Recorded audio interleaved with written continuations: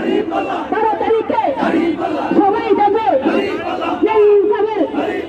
এক আদালে ঢেউ উঠেছে সারা দেশে মা বোনদের কৃষকদের শ্রমিকের ছাত্রদের আমির জামাতের জামাতের ইনসাফের জলসা বলেন বিজয় হবে ইনশাআল্লাহ যাবে যাবে